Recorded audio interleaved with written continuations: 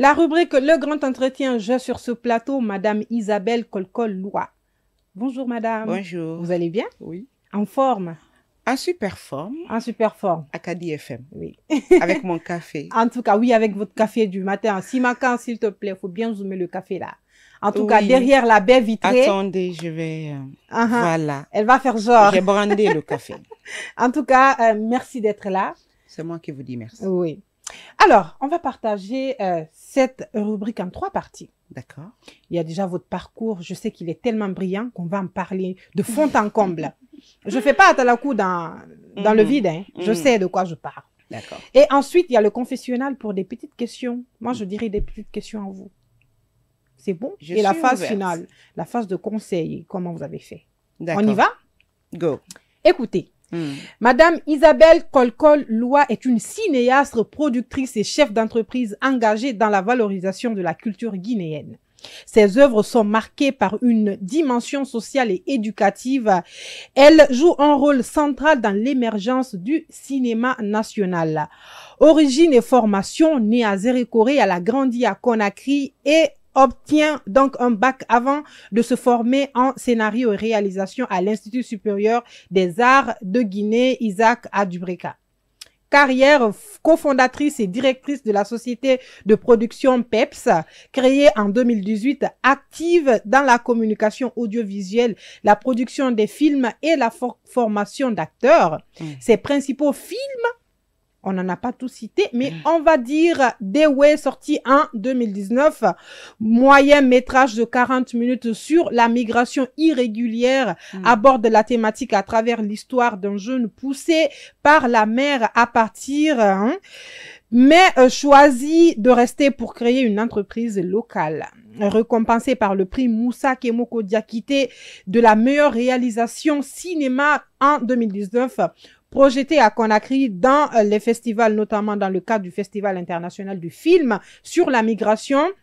Ensuite, Cœur d'enfant en 2024, un court-métrage de choc sur la violence familiale, présenté lors du Salon du cinéma guinéen au Centre culturel franco-guinéen, engagement et impact, donc thèmes sociaux forts, migration, émancipation économique, violence familiale, utilise le cinéma pour sensibiliser et provoque le débat comme à l'OIM où elle a dénoncé des souffrances des femmes immigrantes, mise en réseau active, participation au FESPACO 2011-2013 par un court-métrage collectif et échange avec des cinéastes africains, notamment via des résidences comme à Ouagadougou. Pourquoi elle compte, donc elle donne de la visibilité au cinéma guinéen en s'intéressant à des sujets d'actualité. Son film Dewe s'attaque aux préjugés sur la migration irrégulière et propose une vision alternative centrée sur l'innovation locale. C'est bien vous?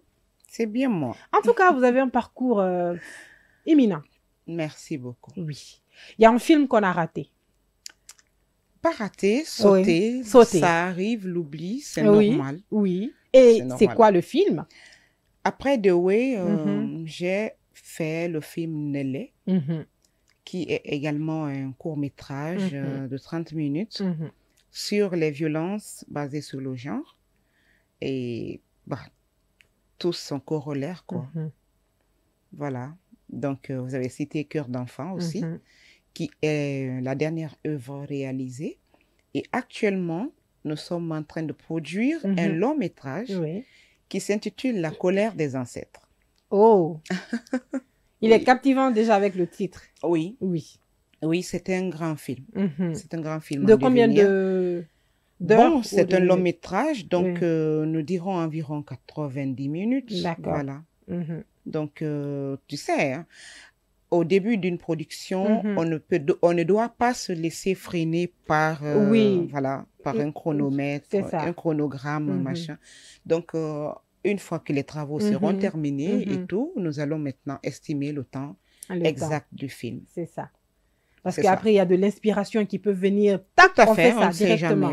Donc, ça peut, oui, ça peut nous valoir 5 minutes, 3 minutes, 2 minutes de plus. C'est ça. Donc, comme vous l'avez dit, on ne peut pas définir exactement le cadran du temps. C'est ça. Et votre déclic pour le cinéma?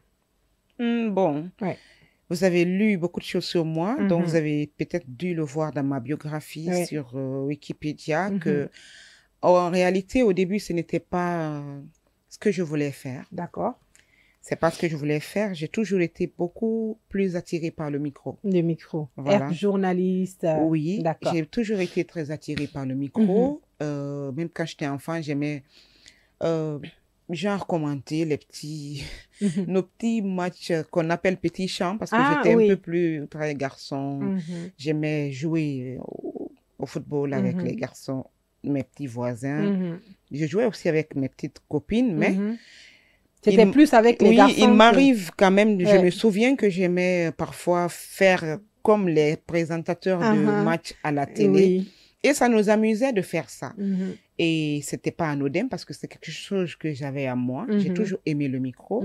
La preuve, après avoir été à l'ISAG, orientée là-bas, j'ai découvert le cinéma. D'accord. Voilà. Ce qui a fait le déclic, c'est... Après, j'ai trouvé... Mes yeux se sont ouverts sur un univers que je connaissais pas. Et puisque je suis de nature curieuse et tout, je me suis dit non, je ne peux pas passer à côté de ça. Ça a été le coup de foudre pour l'inconnu.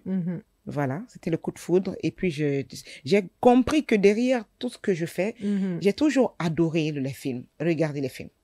Ça, j'ai tout un passé de cinéphile très riche avec mon père et tout, avec mes amis, les vidéos club où on partait louer les cassettes VHS. Ça, je me rappelle par contre. Donc, j'ai ce passé et je viens découvrir ce qui se cache derrière les histoires que je regarde. Et ça me captive tout de suite. Je dis, OK, allons-y. Sinon, j'avais toute la possibilité de changer. Parce que le cinéma comme métier étant méconnu en Guinée, j'avais eu des propositions pour changer d'orientation. Mais quelque chose avait Des propositions comme quoi, par exemple? Le journalisme. Aller faire le droit. Le droit, d'accord. Oui, aller faire les lettres modernes. Les lettres modernes. Aller faire quoi? Bon, autre chose en tout cas. Loin des tam-tams. C'était ça. Et parce qu'on appelait l'ISAG l'école des joueurs de tam-tam. Et dans notre société, Dieu sait comment on considère l'art dans sa dimension de distraction. On ne considère pas l'art dans sa dimension professionnelle, ni dans sa dimension de pourvoyeur d'emploi, ni dans sa dimension politique, ni rien du tout. C'est sa dimension socio-culturelle que nos parents, à la base, connaissent. Du coup, c'était une perte de temps que je puisse penser, envisager, faire des études supérieures dans ça. Mais mon cœur était déjà attaché à ça. Attaché à ça, j'étais super curieuse. Donc, me voici. Donc, vous étiez super curieuse. Après, vous avez fait les études. Comment s'est passé le long de vos études? Vu que déjà, bon, il y avait de l'influence, les gens qui disaient, est-ce qu'on vous a une fois dit, est-ce que vous n'allez pas avoir de l'argent dedans, vous le faites par passion? Mais justement, ça fait partie des arguments que les gens qui veulent que tu changes t'imposent. Ce dont je suis fière, c'est mon caractère. C'est mon caractère qui, même s'il a l'air doux et tout, je suis constante dans mes décisions. Et quand je suis convaincue de quelque chose, il te faut beaucoup de choses pour... il faut que tu parviennes vraiment à bien me convaincre pour que je relâche la pression. Donc, j'avais déjà vu ce que mes parents ne voyaient pas. Ne voyaient pas, Il m'était difficile de leur expliquer parce que il est difficile de trouver dans une langue des mots pour expliquer quelque chose qui n'existe pas dans cette langue. Du coup, c'était compliqué pour moi de leur dire, mais c'était aussi parce que je n'avais plus mon père. Mon papa était un homme de culture. Mon papa, il a été directeur préfectoral de jeunesse pendant que j'étais enfant. Il a côtoyé les orchestres nationaux, comme le Nimba Jazz, comme le Bembeya de loin, mais il a plus managé le Nimba Jazz à Zérekoré. Et il a suivi ces mouvements culturels et tout. Il a participé à écrire le livre Contes et légendes de Guinée. Du coup, l'absence de mon père m'a rendue vulnérable. Et tout le long de mon du cursus, j'ai pas eu de soutien. Au moins, s'il était là, il allait vous aider émotionnellement. Non seulement il allait me défendre, mais il comprend. Parce que c'est mon père qui m'a initiée à l'amour du cinéma. Du cinéma. Parce que c'est mon père qui m'amenait au cinéma, Rogbane, et faire la queue. Acheter, je sais que à sa présence, je n'aurais même pas eu... Personne n'aurait osé. C'est ça. Mais c'est le fait d'avoir plus mon baobab. J'ai toujours été seule à me battre, à croire en ce que je voulais faire. Et du coup, c'était pas évident. Mais j'ai tenu et je suis fière d'avoir ce caractère-là. Et vous avez réussi. Je suis là aujourd'hui. Ce n'est pas évident. C'est toujours le cas. Le cinéma, c'est parce que j'ai fait mes preuves que certains m'ont, excusez-moi, foutu la paix. Oui. Mais il y a encore des sceptiques. Il y a encore d'autres qui espèrent que je leur donne raison et que je change. Mais vous pouvez toujours attendre. Et toujours essayer, hein, ça ne va pas arriver. Oui, c'est ça. Alors, votre film The Way, comment vous avez eu l'inspiration? J'ai eu l'inspiration, comme je vous l'ai dit en hors antenne, que si je dois parler de quelque chose pour dire ce que tout le monde dit, je me tais. Ouais. Parce que c'est déjà dit. Exactement. Ouais. Ça ne sert à rien de prendre la parole pour dire « Ah bon, tel a déjà marché sur ma langue. C'est une perte de temps, d'énergie. Donc, moi, j'étais touchée par toute cette actualité que je me demandais alors, c'était quoi le problème? Alors, chaque problème a toujours plusieurs dimensions. Oui. Et j'ai remarqué qu'on analysait toujours le problème en aval, les conséquences. Oui. Mais pourquoi ne pas d'abord traiter la cause? Pourquoi ne pas lever le voile sur la cause? En amont. Oui. Il faut examiner le problème en amont. Qu'est-ce qui amène les gens? Il n'y a rien de plus précieux que la vie. C'est ça. Mais qu'est-ce qui amène quelqu'un à sacrifier cette vie, quitte au double? Soit ça passe, ou ça casse. Ça casse. C'est triste. C'est grave. Très. C'est grave. Alors, je me suis dit, si je dois parler de ce sujet, parce que je vais en parler, je dois dire ce que personne n'a encore dit. Ouais. Voilà. C'est ce qui m'a amené à proposer ce scénario avec un ami qui m'a dit, on a discuté, on a orienté l'idée. Je lui ai même attribué l'idée originale du film, même si je l'ai écrit, je l'ai réalisé. Quand vous voyez le film, c'est écrit une idée originale de Lansana Keita parce que il a été là, c'est lui qui a compris ma vision dès le départ. Si ma vision avait été d'aller chercher l'argent à l'OIM, d'avoir l'argent de trucs, je serais allée dans le sens du commun du mortel. C'est ça. Mais moi, j'ai fait quelque chose n'en déplaise. C'est ma société qui compte. Ce sont les larmes des mères qui comptent, mais les mères sont coupables. C'est ça. Et donc, après avoir fait toutes ces recherches, compris que souvent, il y en a qui partent par ambition, par volonté, ambition personnelle. Mais il y a d'autres qui partent aussi parce que poussés par des mères désespérées, poussées par des mères cupides, poussées par des mères Et vous avez raison, parce que ça, c'est unique. Hein? C'est pas commun. Non, ouais. C'est vrai. C'est un cas parmi d'autres. C'est un cas parmi d'autres. Et il y a des cas, après le film, des gens m'ont appelé pour dire, effectivement, moi, ma mère m'a dit que si je suis maudit, de revenir. Donc, j'étais obligée de continuer à souffrir pour arriver en Europe. Ouais. Parce que le voisin a eu la chance d'aller en Europe. Il faut que son fils aussi aille coûte que coûte en Europe. Pourtant, chacun a son destin. Et la maman n'est pas au courant des réalités de la mère. Exactement. Ouais. Donc, j'ai mis ce garçon qui refuse de partir. Contrairement à ce qu'on montre souvent les gens qu'il faut convaincre de rester. De rester, oui. Moi, j'ai mis en scène quelqu'un qu'il faut convaincre de partir et qui refuse et qui a prouvé que, avec un peu d'intelligence, on peut rallier formation professionnelle et, comment dire, et talent naturel. Talent, ouais, d'accord. Puisqu'il avait le talent de cuisiner, il sait cuisiner, il sait toucher à des petites choses et qu'il est diplômé en gestion, il s'est dit, ben, je peux gérer ce dont j'ai le talent, la cuisine. La cuisine. Et sa mère trouvait que c'est ridicule d'ouvrir un restaurant en Guinée, d'être un cuisinier, ça ne ressemble pas à son fils. Alors, c'est un peu ça l'idée du film. Et le fils, j'ai vendu une astuce où il a accepté le plan de sa mère. Il a pris l'argent qu'elle a, qu'elle refuse de donner pour qu'il investisse, mais qu'elle peut donner pour qu'il aille mourir éventuellement. Donc, il accepte d'entrer dans le jeu. Il prend l'argent. Il disparaît. Il change juste de ville. Il va s'asseoir à côté. Il ouvre son resto. Incroyable. Il reste 4 ans sans donner de nouvelles. Oui, il en faut de l'audace. Il en faut. Et il faut aussi un grain de folie pour créer ce genre de choses. Et il reste 4 ans sans donner de nouvelles. il va rendre sa mère folle, Donc, lui donner un aperçu de ce qu'aurait pu être sa vie s'il était mort, par exemple. Donc, il a donné 2 leçons à sa mère. C'est inspirant, votre Qu'il film. peut réussir sur place, mais aussi que tu peux me perdre.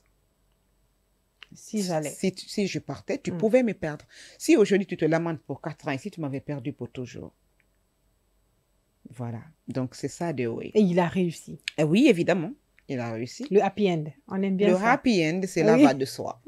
C'est la va de soi. Oui. Et un autre personnage important, c'est la personne qui est la compagne de ce jeune homme. D'accord. Ça veut dire que juste, c'est la symbolique pour réussir, on a toujours besoin de quelqu'un. De quelqu'un, oui. Tout le monde a besoin de quelqu'un à tout moment.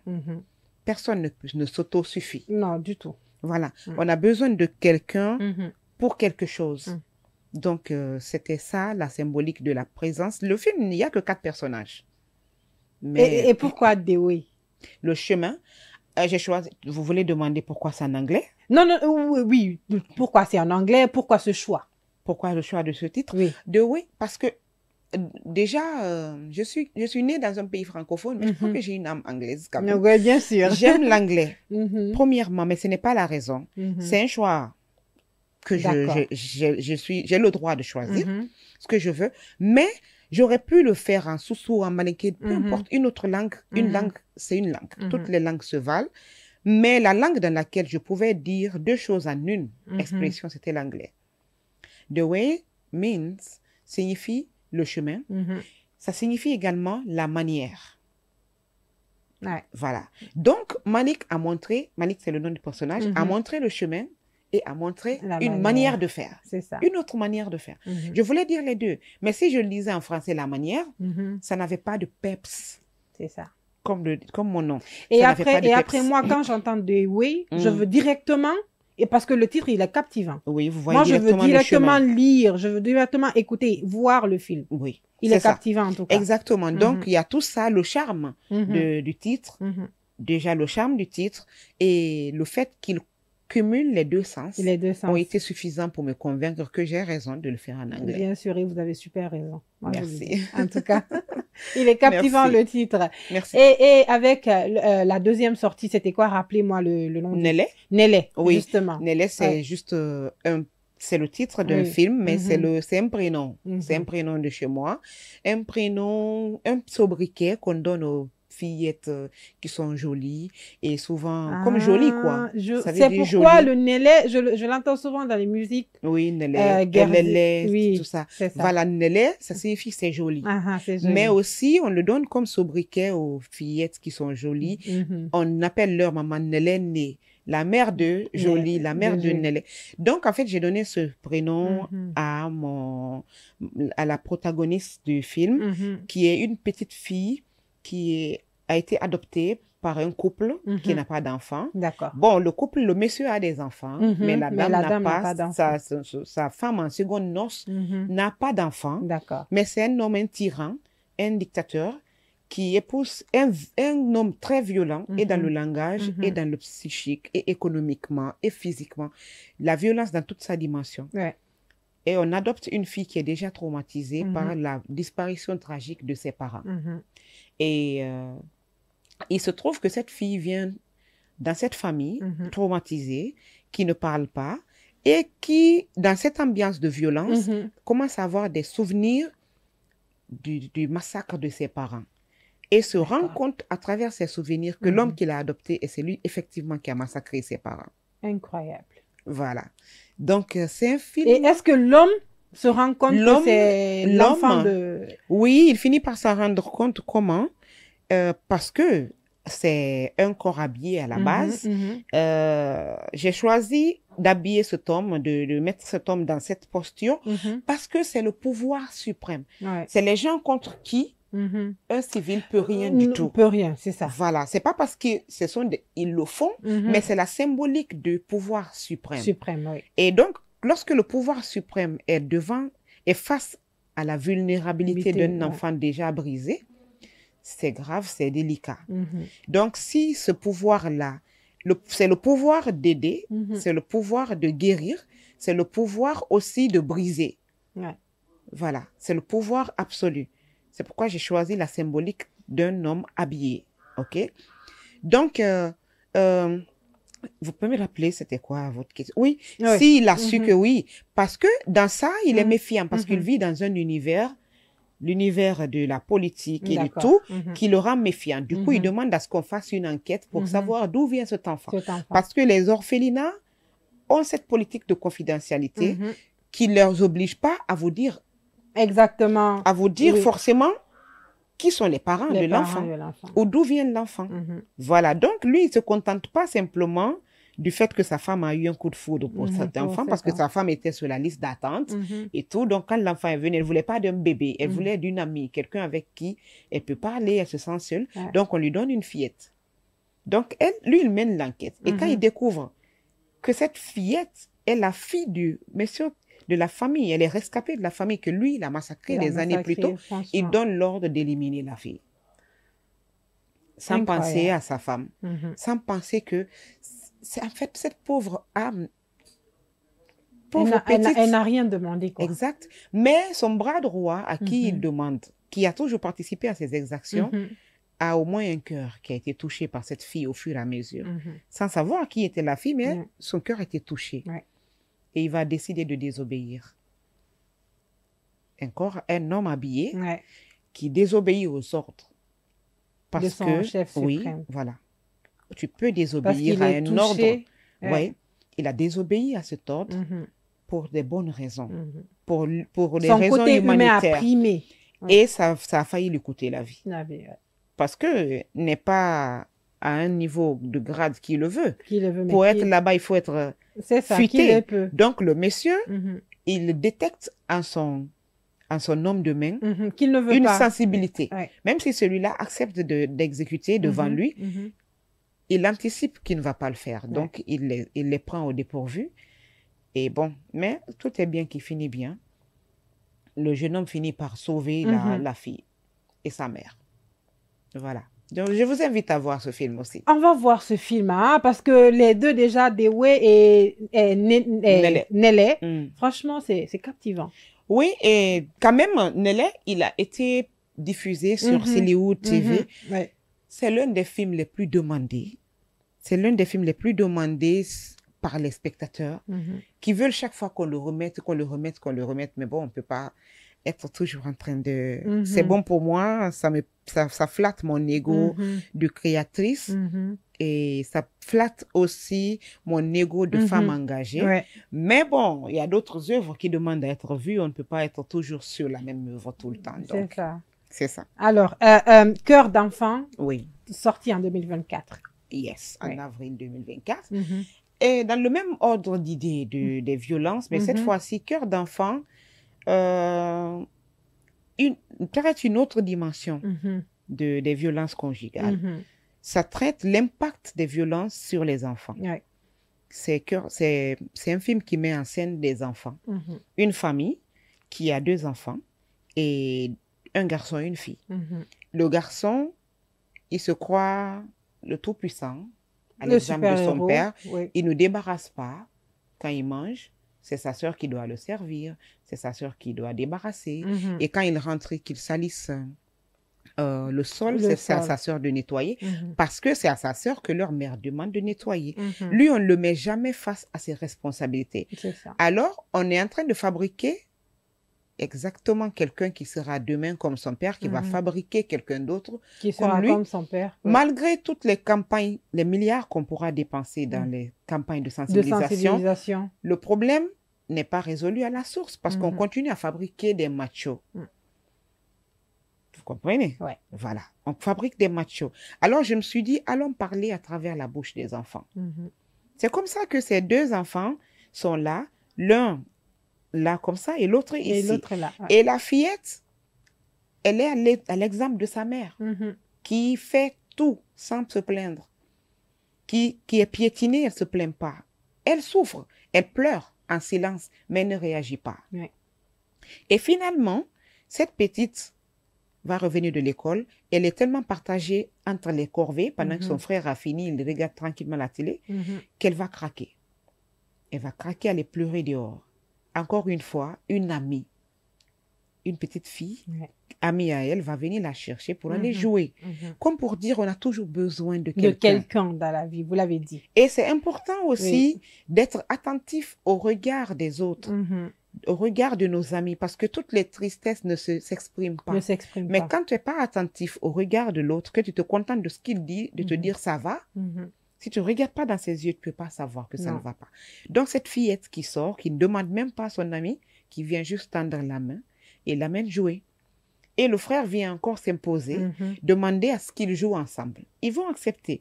Mais c'est là que le frère va commencer à reproduire le comportement de son père, parce qu'il jouait à ce qu'on appelle bende bere. Oui. Toi, tu es le père, toi, tu es la mère, toi, tu es l'enfant. Ouais. Et bon, puisque lui, il était dans la posture du père, il s'est dit, voilà, je vais faire ce que mon père fait à la maison. Donc, quand celle qui est dans la posture de la mère vient lui servir son repas, il exige qu'elle se mette à genoux. Parce qu'il est son mari, incroyable, parce qu'il doit faire ci, parce qu'elle doit faire ça. Et c'est là que cette autre fille, qui n'appartient pas à leur famille, mais à une autre famille bien plus équilibrée, va lui dire que non, tu n'es pas un bon père, tu n'es pas un bon mari. Moi, mon père ne fait pas ça à ma mère. Je ne joue plus. Et pendant ce temps, le clou du spectacle, c'est que les parents de ce garçon étaient à la fenêtre et ont tout suivi. Donc, l'homme, il vient de se regarder dans un miroir. Ouais. L'enfant vient de l'éduquer. Oui, l'enfant vient de lui dire, voici ce que tu es en train de faire de moi. Papa, voici ton œuvre. Te voici en miniature. Ouais. Parce que la leçon de tout ça, c'est que les enfants ne font pas ce qu'on dit. Non, ils reproduisent ce qu'on fait. Les enfants font ce qu'on fait. Ouais. Donc, c'est important, lorsqu'on a des enfants, de se faire violence et de montrer le bon exemple. C'est ça. Si tu veux arrêter le cycle de la violence, il faut faire en sorte de faire un adulte responsable.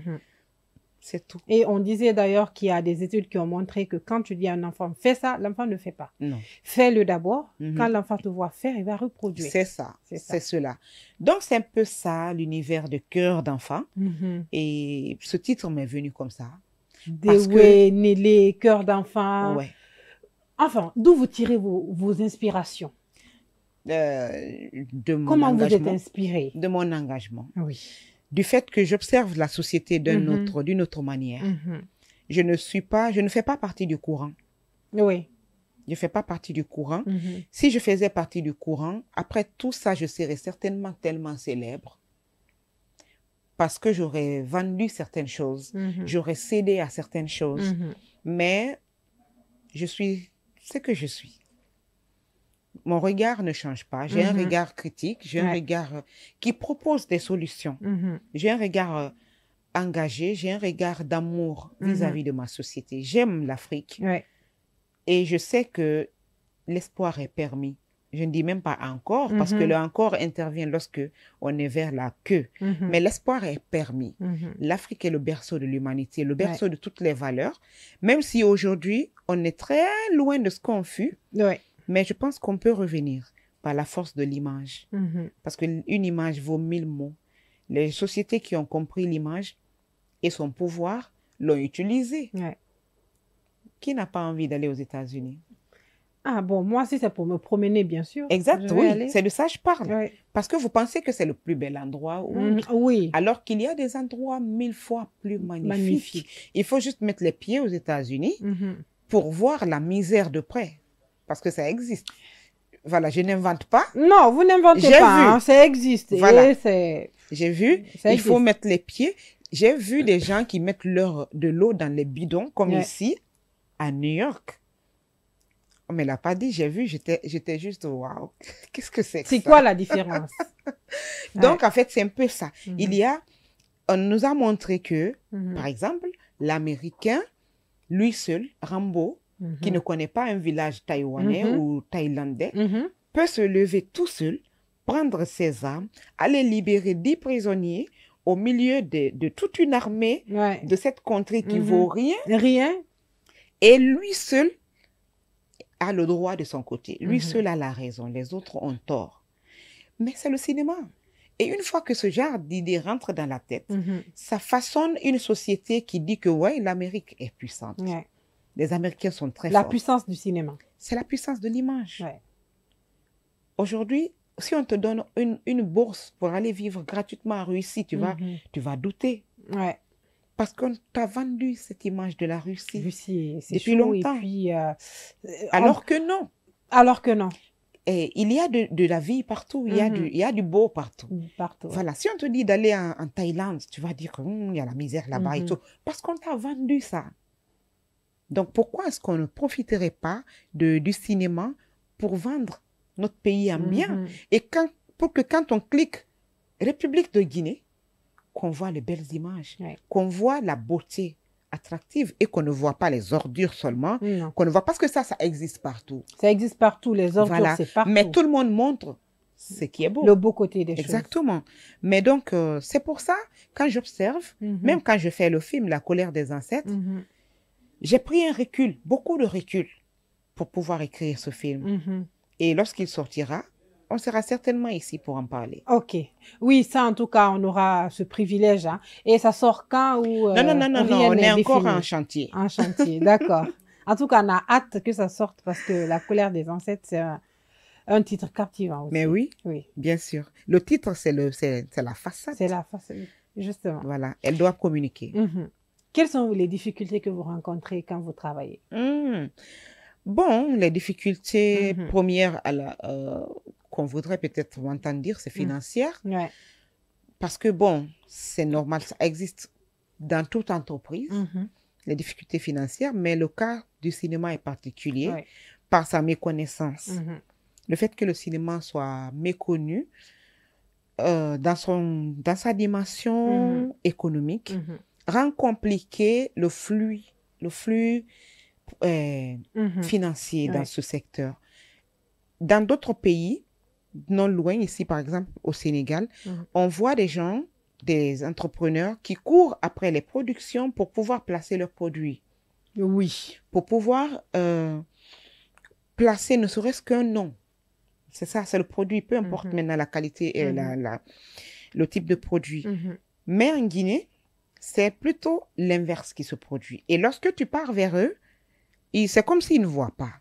Les gens n'ont pas accès à cette information et ils ne cherchent pas. Ils ne cherchent pas. Ils n'ont pas conscience que investir dans le cinéma, c'est un investissement. Il n'y a aucun investissement qui soit sûr à 100%. Il y a toujours un pourcentage de risque, un pourcentage de réussite. Voilà. Donc, mais quand c'est une réussite, c'est une réussite. Et vous aurez le temps de lécher vos doigts pendant très longtemps. Très longtemps. Voilà. Mais bon, il y a toute une éducation à faire. Et donc, ce qui a pour conséquence cette difficulté financière que tous les cinéastes rencontrent en Guinée. Il y a, à part cela, la difficulté humaine même. La main-d'œuvre. Il y a la difficulté humaine. Il existe des techniciens en Guinée. Ils ne sont pas très nombreux. Il y a beaucoup qui pratiquent la technique, mais très peu qui en ont la maîtrise. Du coup, on a besoin de renforcer les capacités. On a besoin de former les gens. Et on a aussi besoin d'accepter de s'aligner, de se mettre ensemble, parce que si on se met ensemble, on peut identifier nos problèmes, circonscrire tous les problèmes. Mais lorsque on est dispersé, on identifiera les problèmes à contre-gouttes et la résolution du problème devient soit par affinité, soit par ordre de priorité. De priorité pour moi, pour ce qui peut me rapporter. Voilà, ça ne sera jamais pour la cause commune. Donc, il y a ces difficultés. Mais le principal, par exemple, pour moi actuellement, qui suis en production, c'est que je veux, c'est de l'argent. C'est de l'argent pour pouvoir poursuivre mon chantier. Voilà. Mais c'est très compliqué d'amener les gens à investir dans le cinéma. Alors que, je vous assure, le cinéma, c'est une mine. C'est une mine d'or, je dirais, peut-être de diamants. Mais faut-il savoir le creuser et croire, investir intelligemment aussi. Une seule personne ne peut pas faire un grand film. Du tout. Il faut se donner la main. Et tout le monde peut investir dans un film. Tu peux venir comme associé, tu peux venir comme simple mécène, tu peux placer ton produit. Il y a plusieurs formats d'investissement dans un film et qui est de bons retombées, de bons résultats Donc, c'est ça. Avec toutes ces difficultés-là, comment vous pensez qu'on puisse remédier à cela? Je pense que j'ai tout dit Oui, le financement, par exemple, il faut qu'on ait cette vision des choses pour dire que le cinéma... Vous savez, le financement d'un film, un film peut se financer de multiples façons. Manières, oui. Certains films ont besoin, certains vont vers des fonds. Il y a des guichets de financement où tu pars, excusez-moi, tu proposes ton idée et une fois que ton idée est comprise, et qu'on voit que ton idée est bancable ou que ton idée va dans le sens de ce que promeuvent de l'ordre des choses. Voilà, de l'ordre des choses chez eux. Ils investissent dans ton film. Et il y a ces guichets-là. Il y en a d'autres qui sont là que pour... Il y a de l'argent. On veut des projets intéressants pour financer. C'est tout. Il y a aussi... Il y a 1000 façons de financer. Il y a ce financement associatif, genre Aïcha et Isa, ainsi de suite, Simankan. On va s'associer, on va faire un film. Tu envoies 1000 francs, j'envoie 1000 francs. Simankan envoie 1000 francs. Maintenant, ça va servir à financer ce qu'on ne peut pas avoir. Ce qu'on peut avoir, on essaie de numéraliser tout ça, et ça compte dans le budget, et on rassemble et on fait un film. C'est une sorte de financement. C'est comme ça que les Nigérians ont réussi au début. Les commerçantes au marché disent, OK, moi, je finance 100 CD. Je te donne le prix de 100 CD. Donc, le gars, il va prendre, il sait que quand il va sortir le film, il doit venir donner 100 CD à cette femme. À la dame. Mais la femme, elle a préfinancé la distribution. Mais encore faut-il qu'il y ait de la distribution. On me dira, non, au Nigeria, ils sont plusieurs millions, ils sont plus nombreux que nous, le nombre ne compte pas. Ne compte pas du tout. C'est la méthode qui compte. Sinon, les gens qui font les films en sous-sous, en langue, les films de proximité, ils réussissent parce que c'est cette méthode. C'est pas que les gens leur donnent, mais ils font cette méthode de Justement, une fois, il y a une dame qui m'a dit ça. Exactement. Exactement. Elle est dans les PC là. C'est ça. Elle m'a dit la méthode avec laquelle ils arrivent à avoir de l'argent. C'est ça. Pour préfinancer leur projet. Et aujourd'hui, je pense que cette idée de non, ce sont les gens qui font PC, ce sont les gens, ça, c'est pas important. Non. Ça ne compte pas. C'est le cinéma. Le cinéma a plusieurs façons. Tu peux être là, tu es cinéaste, tu fais du cinéma d'auteur. Tu fais un film chaque 10 ans, ça te regarde, mais c'est le cinéma. Toi, tu es là, tu fais des films commerciaux, c'est-à-dire que toi, dans l'année, tu sors 4 films. C'est ton problème. L'essentiel, c'est le cinéma, mais qui servent des buts différents, qui ont des orientations différentes. Mais c'est le cinéma. Alors, il est temps pour moi, je pense, de se servir des différentes expériences des uns des autres, d'échanger les expériences. Une fois qu'on échange les expériences, ceux qui ont étudié le cinéma et qui ont la technique plein la tête, mais qui ne connaissent pas les réalités du marché, ont tout à gagner à collaborer avec ceux qui connaissent le marché, qui ont déjà apprivoisé le marché, qui vivent de ce marché. Et ceux-là aussi, en échange, à l'inverse, ont tout à gagner à apprendre à cerner les profondeurs du métier avec ceux qui l'ont étudié. C'est ça. Donc, je pense qu'il y a plusieurs façons de financer un film, mais il faut qu'on ose juste aller. C'est ça, il faut oser.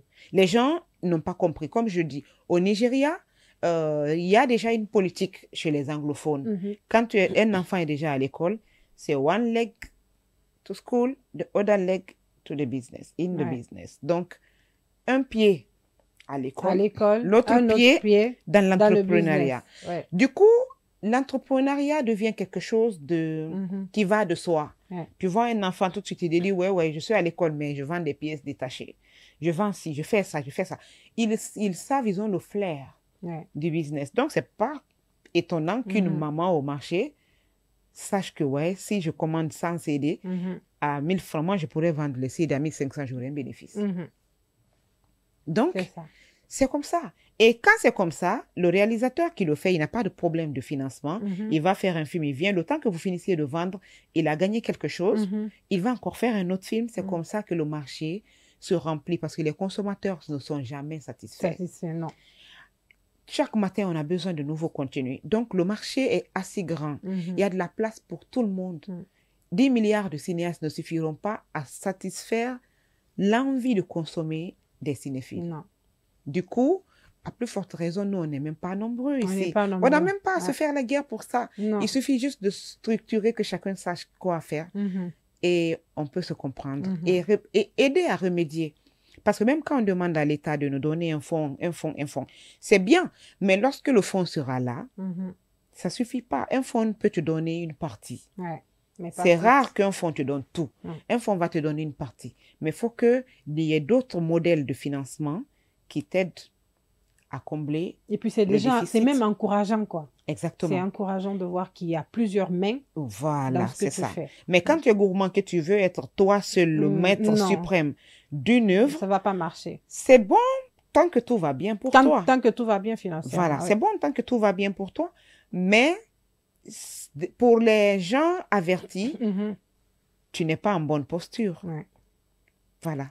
Les personnes, les grandes œuvres sont des œuvres qui ont été entourées par plusieurs regards, par plusieurs investissements, qui sont protégées par plusieurs mains. Mais lorsque ton œuvre est protégée par tes seules 2 petites mains, quand ça se fatigue, c'est ton regard qui compte. C'est ça. Voilà. Si tu dis que c'est bon, c'est que c'est bon. Alors que quand il y a 10 regards, eh bien, c'est comme ça. Ouais. Les grands films aujourd'hui à Hollywood, il y a plusieurs fins. On fait plusieurs finalités et on invite les gens à regarder. La fin qui motive, que les gens aiment le plus, c'est celle-là qui est la fin du film et qu'on va sortir maintenant. Donc, c'est important de se mettre ensemble, d'essayer d'accompagner. L'État peut nous donner de l'argent, mais ça ne donne pas tout.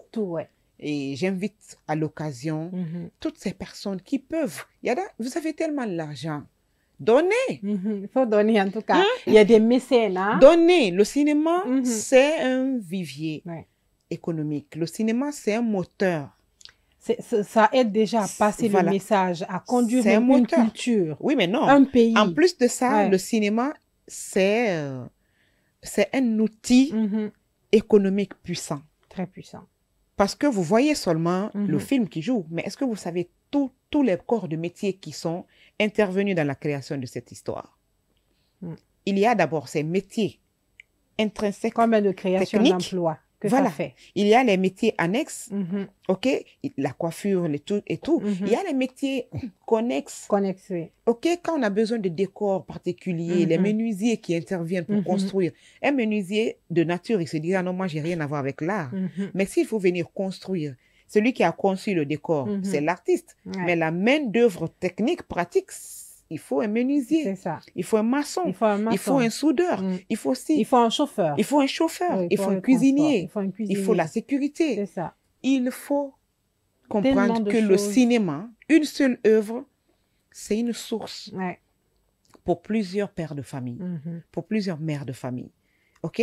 Et à part ça, même dans une salle de cinéma, il n'y a pas que la billetterie. Non. Imaginez les pop-corn, les vendeuses qui sont assises et de tout. Glace. De glace, de tout. Et ça a toujours un lien avec le film qui passe.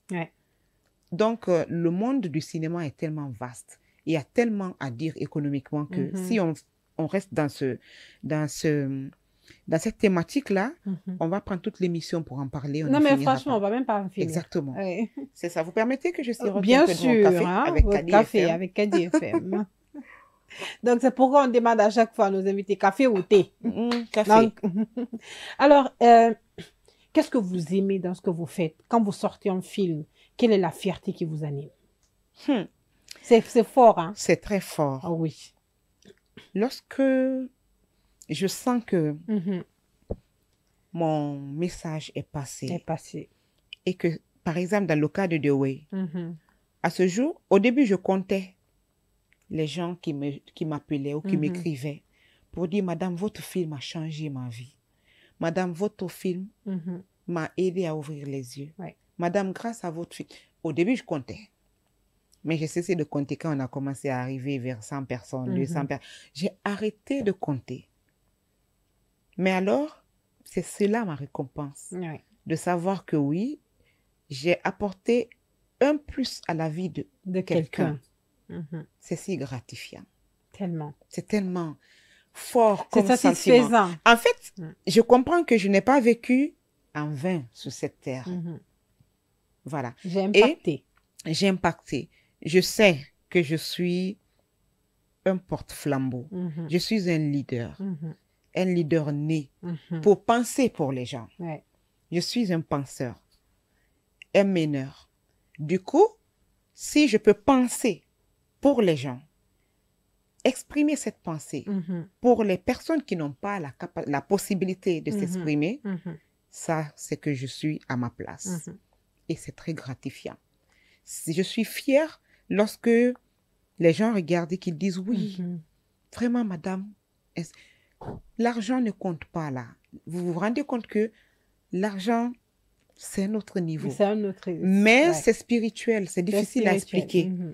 Et c'est cela qui me donne le courage d'aller de l'avant. Le courage de me dire qu'effectivement, je ne me suis pas trompée en restant, en écoutant Et surtout, quand on voit un film passer et qu'on se retrouve dedans et qu'on se voit dedans, c'est satisfaisant. Trop. Ça te console même. Si tu es, par exemple, dans un chagrin, quand tu regardes, tu dis, bon, je ne suis pas seule. Oui, ça vous console. Un jour, une dame m'a dit, je sais que tu as beaucoup de projets, de films commerciaux. J'ai dit oui. J'en ai beaucoup de films commerciaux. Je les ferai. C'est-à-dire que ces films que tu fais avec des faits de société, les scandales et tout, dans lesquels aussi les gens se retrouvent, les gens, le divertissement. Ok, un film dans le sens vraiment divertissement et tout. J'ai dit, j'en ai beaucoup. Je suis très inspirée, j'écris beaucoup. Le moment viendra pour faire ces films. Mais quand je me mets à faire ces films, alors que j'ai quelque chose dans ma gorge que je dois dire d'abord, je n'arrive pas. Elle m'a dit, si tu avais commencé, comme d'autres personnes, à faire des films à sensation, est-ce que tu ne serais pas plus riche? J'ai dit plus riche financièrement, certes. Mais croyez-moi, je suis bien plus riche que toute personne autre. Parce que je sais que moi-même, je suis une richesse pour les gens. Et je suis un modèle. Et vous ne suivez pas la danse. Non, non, non, je vous ai dit au début que je ne suis pas le courant. Je ne suis pas le courant, c'est moi le courant. C'est ça. C'est ça. Ouais. Vous ne suivez pas, c'est vous le courant. C'est ça. Parce que les gens, en vous regardant, vont vous suivre. C'est ça. Vont vous En tout cas, sans fausse modestie. Oui, sans modestie, hein, du tout. Hein. C'est ça. Parce que quand les gens vous voient, ils disent, mais la dame l'est inspirée, elle dit ce qu'on ne voit pas. Oui. Elle dit ce qu'on ne dit pas. Et ça, c'est pas donné. C'est pas donné du tout. Tous les cerveaux ne voient pas ce genre de choses. Ah non. Et que Dieu me fasse grâce d'avoir une tête qui voit et qui entend ce qu'on ne peut pas entendre et qui est le porte-parole pour ces gens. C'est une grâce. C'est une très grande grâce. C'est une grâce. Et je remercie Dieu pour ça, pour être qui je suis. C'est pourquoi j'ai dit que je ne suis pas le courant, mais je suis le courant. Vous avez compris le français? Bien sûr. Hein, j'espère que les téléspectateurs aussi, auditeurs, auditrices, ont compris le sens de la parole de Madame Kolkol Lua. En tout cas, merci encore une fois d'être sur notre plateau. C'est un plaisir. C'est un réel plaisir pour nous aussi. Hein, le plaisir est partagé. On va aller avec la deuxième phase qui est le confessionnal tout à l'heure après le générique. Je vois les yeux qui brillent. Ça veut dire que...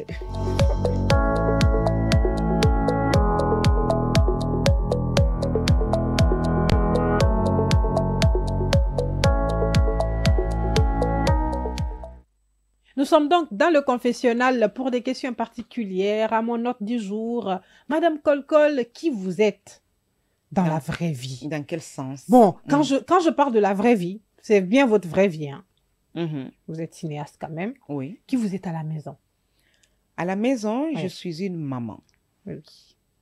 Je suis une mère. De combien d'enfants? 3. 3 enfants. On fait coucou. On les fait coucou. Coucou mes amours. Ouais. Coucou Raph, José, Christian. Ouais. C'est mon adrénaline, c'est ma batterie. Voilà. Je suis une mère. Donc, c'est ça ma vraie vie, c'est ça. C'est ça votre vraie vie. Oui. Et comment vous gérez avec vos petits diables à la maison? Oui, les enfants, c'est un investissement. Oui. Beaucoup de temps, beaucoup d'énergie, beaucoup de paroles. Beaucoup de paroles. Mais en même temps, c'est une bénédiction qu'on ne peut pas... On ne peut pas finir de remercier Dieu et c'est une responsabilité que Dieu te choisisse pour te confier 3 petites âmes. Et je suis reconnaissante pour ça. Bon, tout se passe très bien avec les enfants. Ils sont fiers de leur mère. Et quand je pars à l'école des enfants, et ma deuxième, elle est au collège, elle fait la 9e année. Et lorsque je pars dans son école, ses copines qui me voient chaque fois à la télé, elle est tellement fière quand je vais dans son école, elle est comme ça. Bien sûr, elle est gonflée. Elle dit, ma mère est venue. Voilà. C'est tellement une fierté. Exact. Et c'est ça, une fois, ça me fait rire tout de suite, mais en même temps, ça me met la pression. Oui. Ça me met la pression. C'est une pression, c'est vrai. Ça me met la pression parce qu'elle me dit souvent, maman, tu es mon modèle. Toutes mes copines veulent que leur mère soit comme toi. Oh. Alors, je me dis, d'accord, on en rit. Mais c'est une énorme pression parce que ma fille me regarde. Justement, on avait parlé du comportement, ouais. de l'influence du comportement des parents sur l'enfant. C'est ça. Ma fille, j'ai compris, j'ai dit, ma fille me regarde. Et je lui ai dit, en fait, qu'est-ce que tes amis aiment? Il me dit, mais mes amis voient en toi une grande dame. Et tout ce que les petites filles se racontent à la récréation, elle me dit, maman, je dis, quel est ton sentiment? Elle me dit, je me sens grande. Grande, à l'aise. Je lui dis, ok. Et je profite pour lui faire comprendre que ne grandis pas dans ma grandeur. Crée ta grandeur. Voilà, donc je dois l'aider à devenir aussi un leader. C'est ça. Et je peux le dire avec fierté, c'est un leader à son âge, même quand ils font les groupes d'exposés, c'est elle qui présente l'exposé. Donc je comprends que mon influence... Vous avez créé quelque chose. J'ai créé quelque chose. Oui. J'ai créé quelqu'un. Je suis en train. Vous savez, elle vous regarde oui. parce qu'aujourd'hui, vous êtes cette cinéaste. Ça, c'est vrai. C'est vrai. Mais à la maison, vous êtes une maman attentive. Très attentive. Qui éduque et puis qui sait écouter les enfants. Oui, mes enfants, ce sont mes amis. Pas plus tard qu'hier nuit, on regardait ensemble une série où un enfant, quelqu'un disait à une mère de faire confiance à son enfant. Directement, mon fils, l'aîné, il a dit, en tout cas, nous, notre mère a confiance en nous.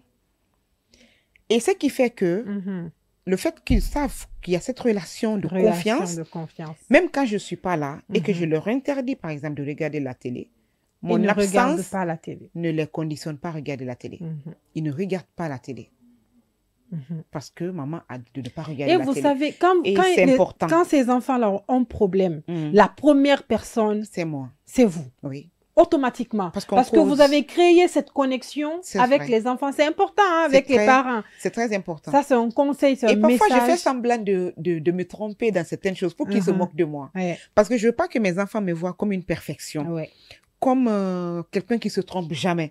Du coup, hier, il y avait une série qui passait et il y a un nom qui se termine. Le nom, c'est Vinicius. J'ai fait exprès de dire, ah, mais le gars, la Juventus. Mon fils a dit, non, c'est pas ça. Ils ont éclaté de rire. L'aîné a dit, ben, s'il y a Juventus dans la série, c'est qu'il y a Real Madrid. Donc, c'est ce genre d'ambiance. Et ils pensent me corriger. Donc, ils comprennent que maman, ce n'est pas un être parfait. Il faut surtout éviter de vouloir montrer aux enfants qu'on est parfait. On n'est pas parfait. Parce qu'ils se mettent à courir après la perfection. Une perfection extérieure. C'est pas ça. Ils doivent courir après une meilleure version d'eux-mêmes. Oui. C'est pas de courir après l'approbation des gens, mais de courir après une meilleure version d'eux-mêmes, d'être en compétition perpétuelle avec eux-mêmes, de vouloir être meilleur aujourd'hui à hier et demain meilleur qu'aujourd'hui. Donc, je pense que c'est ça mon véritable travail. Être mère. Être mère, voilà. C'est un travail. C'est ça mon vrai boulot. En plus d'être cinéaste, franchement. Et je t'assure, ces enfants sont très inspirants. Les enfants sont très inspirants. Bien sûr, quand vous les observez, dans votre film même, vous l'avez dit, hein, quand vous observez les enfants, vous voyez en eux, vous savez ce qu'ils projettent comme message, tout ça. Alors, la seconde question. Aujourd'hui, si vous pouvez effacer une erreur de votre vie, ce sera quoi? C'est quelque chose dont je préfère pas parler. Pas en parler en public. Oui, parce que ça pourrait blesser certaines personnes. Et en plus, ce ne serait pas une erreur parce que il n'y a pas d'erreur dans la vie. C'est une leçon. Chaque chose est une expérience de laquelle soit tu apprends, mais de toute façon, on sort toujours grand. On sort toujours grandi de tout. Et à l'issue de ça, c'est quoi la plus grande leçon de votre vie? Bon. La plus grande leçon de ma vie, là, ça me prend un peu au dépourvu, mais il faut, je le dis souvent, lorsque tu as le contrôle sur quelque chose, ne t'inquiète pas, lève-toi, gère. Et quand tu n'as pas le contrôle non plus, ne t'inquiète pas, tu ne peux rien. Ça ne sert à rien de t'inquiéter, puisque l'inquiétude ne changera absolument rien. Une fois que tu n'as pas le contrôle sur quelque chose, c'est que c'est arrivé au niveau de Dieu. C'est ça. Laisse-le faire. Lâche prise. Voilà. On me dit souvent, toi, on dirait que tu n'as pas de problème. Je dis oui parce que ils savent pas. Le Seigneur est au centre de tout. Donc, lorsque quelque chose me dépasse, lui, rien ne le dépasse. Je laisse sous son contrôle. C'est ce qui fait que ça me permet de me préserver. Donc, la phrase simple, c'est si tu as la solution, pourquoi t'inquiéter? Si tu n'as pas la solution, à quoi bon t'inquiéter? À quoi bon t'inquiéter? Ça ne règle pas. Donc, c'est une leçon que j'ai apprise au fur et à mesure pour en arriver à cette phrase qui semble tellement détachée, mais en même temps, qui résout tellement de choses. Ça m'aide. Et parfois, j'ai envie de craquer. Je me dis, mais non. Calme-toi, ne craque pas parce que ça ne résout. Ça va envenimer la situation. Tu vas craquer, tu vas tomber malade. Ça sera un autre problème. Le problème principal n'est pas résolu. Tu as créé un autre problème. Donc, calme-toi. Si tu ne peux pas dormir, regarde un film. Va te promener. Va te promener. En tout cas, lâche prise. Et c'est souvent dans le lâcher prise qu'une bonne idée te vient. C'est dans le lâcher prise que tu rencontres quelqu'un avec qui tu parles et banalement, Dieu te parle à travers cette personne qui sort innocemment une solution. Tu te dis, ah mais pourquoi je n'y avais pas pensé avant? Donc, c'est un peu ça. Le lâcher prise. Et le message aussi qui est passé, pourquoi je n'ai pas pensé avant, c'est que Dieu ne peut pas tout te donner, tout donner à ton cerveau, et il faut quelqu'un d'autre. On a besoin de quelqu'un. On l'a dit, hein? À tout moment. À tout moment. Et puis, une autre leçon, c'est qu'il faut toujours prendre du recul. Avec le temps, j'ai compris que bondir sur les choses de façon impulsive, après, tu as honte de toi-même. Tu as honte de toi-même. Et lorsque tu ignores quelque chose, quand on vient me dire que, ou bien Ben, je vois sur ta page, Aïcha Ben, tu publies quelque chose que je ne comprends pas, je préfère aller te demander. Au lieu d'écrire un commentaire. Oui, parce que tu as forcément une raison que je peux comprendre. Mais dans la jeunesse, ou même, en fait, l'âge ne faisant pas la sagesse, il arrive que même les personnes d'un certain âge, même dans mon cercle familial et tout, j'ai appris avec le temps de prendre du recul, de poser d'abord les questions, de comprendre d'abord avant de poser un jugement. Parce que les préjugés, ça tue beaucoup de gens. Les préjugés, ça détruit. Ça détruit toi-même, ton estime de soi, toi qui préjuges. Imagine quand tu te rends compte que tu t'es trompé et que tu t'es sorti faire un scandale et tu te rends compte que tu t'es trompé. Je n'aime pas être dans cette posture. Et c'est quelque chose que je dis même à mes enfants. C'est une leçon de vie. Prends toujours du recul. Même si ça te fait mal, prends du recul. Tu vas mieux voir. C'est ça. Tu vois mieux ce qui est loin que ce dans quoi tu te trouves. Tu te trouves, c'est ça. Si tu ne comprends pas, sors et prends du recul. Ça te permet de réfléchir et de parler sagement. C'est ça. Parce que mieux vaut être sage qu'intelligent. Oui, la sagesse, c'est de la sagesse même que vient l'intelligence. Oui. C'est ça. Mais si tu es intelligent simplement, sans être sage, ça va te desservir. Oui, c'est un problème. C'est quoi votre plat préféré? La fameuse question. Je suis un gourmet. Du coup, je n'ai pas de plat préféré. D'accord. Mais qu'est-ce que vous aimez manger quand même? Ce dont vous raffolez dès que vous voyez, vous dites ça. Ce que je sais, c'est qu'il y a quelque chose, même si je suis malade, que je perds l'appétit, que je vais manger quand même, c'est la banane. La banane. La loco, ok. Voilà, ça banane plantain. Plantain, voilà. Sous toutes ses formes, à la vapeur, sauté, à la braise, ouais, c'est ça, frit, braisé, peu importe. Il m'arrive même de manger la banane plantain crue. Crue, ça même c'est goût Du coup, c'est quelque chose que j'aime beaucoup, sous toutes ses formes. Donc, mais à proprement parler, un plat préféré, je suis très curieuse. De voir déjà c'est quoi. De découvrir et tout. Donc, j'aime. Tout ce que mes papilles aiment, ça passe. Une dernière question dans le confessionnal. Aujourd'hui, avec une somme de 500 millions, que ferez-vous? Qu'est-ce que je ferais? Je vais investir. Dans le cinéma? Non. Ok. Non, je ne vais pas investir. J'ai d'autres secteurs d'activité. Oui. Et c'est bon de se diversifier, de faire en sorte que l'argent travaille pour toi. C'est ça. Et créer des revenus passifs, c'est important. Le cinéma, c'est ma profession, c'est mon travail principal. Mais j'ai d'autres choses. Je vous ai parlé que j'aime tout ce qui est maroquinerie, tout ce qui est bricole et tout. Je fais d'autres choses. Et avant, je faisais du commerce et tout, mais il fut un moment où j'ai dû arrêter par la force des choses. Et j'investirais dans autre chose. Même dans le cinéma, même si c'est dans le secteur du cinéma, mais une autre section qui a un rapport avec le commerce. Ah, d'accord. Vous êtes aussi amoureuse du commerce, de tout ce qui est... Ma chérie, je suis une femme. J'aime l'argent. Il faut aimer l'argent. J'aime l'argent. C'est un élément booster, motivateur. Parce que je suis tout ce que je suis, mais pour entretenir ce que je suis, il me faut être indépendante. Bien sûr. Du coup, si on me donne 500 millions de francs guinéens tout de suite, je vais investir intelligemment. Voilà. Je ne pense même pas si la première chose qui me viendra à l'esprit, c'est d'aller dans un spa ou me faire plaisir d'abord. Non, je sais qu'il y a des choses dans lesquelles j'ai envie d'investir et que j'ai pris tout mon temps pour étudier à la maison, voir les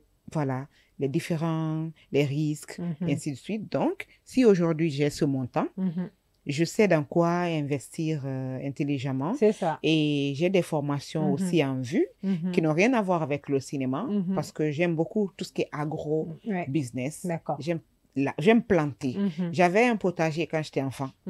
Je plantais du haricot, je plantais à la saison des légumes et j'avais un pied de coton qui produisait beaucoup. Et à l'époque, j'avais ma grand-mère qui prenait ce coton et qui le filait et on s'en servait. À l'époque, je ne savais pas à quoi ça pouvait servir, tout ça. Et ce sont des choses aujourd'hui que j'ai envie de faire. J'ai envie de toucher à la terre. J'ai envie de toucher à la terre parce que ça me manque. C'est quelque chose qui fait partie de moi.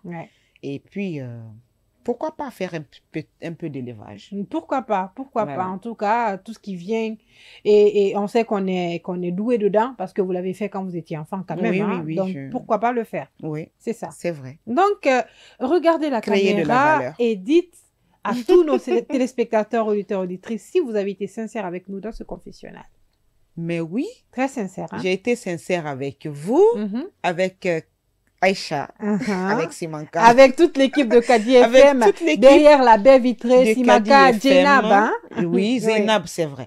J'ai été sincère, je vous ai dit tout. Voilà, me voici. Elle est entière. Comme un livre. Elle est entière. Voilà, je suis entière.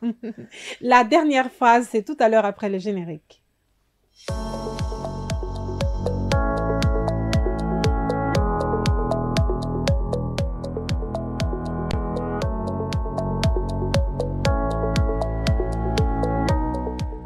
Nous sommes donc dans la dernière phase de ce grand entretien. Notre invitée du jour, Madame Kolkol Loua. En tout cas, je vais pas finir de le dire. On est vraiment enchanté quand même de vous avoir sur ce plateau. Hein? Le plaisir est partagé. Oui. Quel est le conseil que vous donneriez aujourd'hui à toutes ces personnes qui vous écoutent, qui vous regardent, pour qui vous êtes un modèle, une source d'inspiration? Ouais.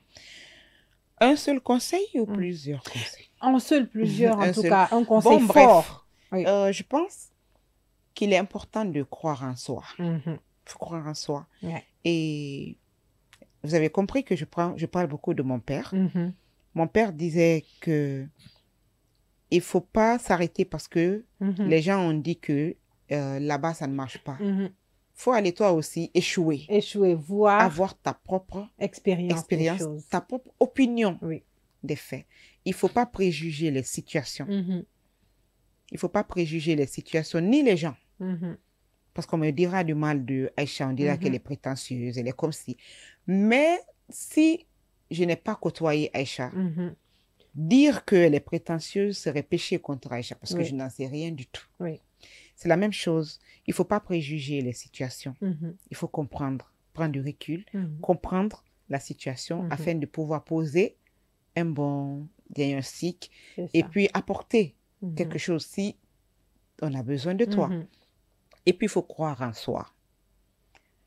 Croire en soi parce que ces gens parfois qui te disent non, ne va pas à Kadi FM là-bas, ils sont pas... Peut-être qu'ils ne veulent pas justement que je vienne ici parce que là où lui il a échoué, moi je pourrais réussir.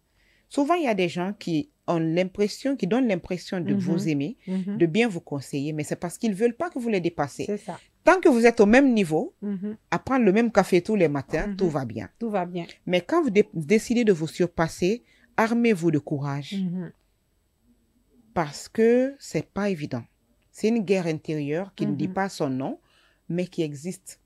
Donc, si vous avez foi en vous, c'est la clé. Et priez beaucoup. Priez beaucoup. Il faut prier. Il faut mettre Dieu au milieu de tout ce qu'on fait. Quand tu te lèves le matin, rends-lui grâce. Parce que la vie, c'est un don. Tu lui rends grâce. Quand tu te couches, rends-lui grâce. Et dis-lui de te précéder dans tout ce que tu fais. Confie Dieu, mets Dieu au milieu de ce que tu fais. Une fois que tu as mis Dieu au milieu de ce que tu fais, tu ne peux pas faire du mal à ton prochain. Non, du tout. Voilà. Donc, c'est entre autres les petits conseils que chacun fait des erreurs, comme je l'ai dit. On finit par sortir grand. On sort grand de tout parce qu'on apprend soit une leçon ou on gagne quelque chose. Et c'est ça. Soyez toujours confiants et résilients. Parce que c'est pas facile. Oui, c'est ça. Il y a des embûches, mais quand tu tombes, il faut te relever. Il faut te relever. C'est ça. Le problème n'est pas de tomber, mais ne pas essayer de se relever, c'est ça qui n'est... C'est ça le véritable problème. Soyez résilients. Tenez bon. Tenez bon. C'est pas facile, mais tenez bon. Et on espère que ces bons et beaux conseils sont tombés dans de bonnes oreilles. Mais oui. Oui. Ne sont pas les auditeurs de Kadi FM, n'importe qui quand même. Du tout, hein.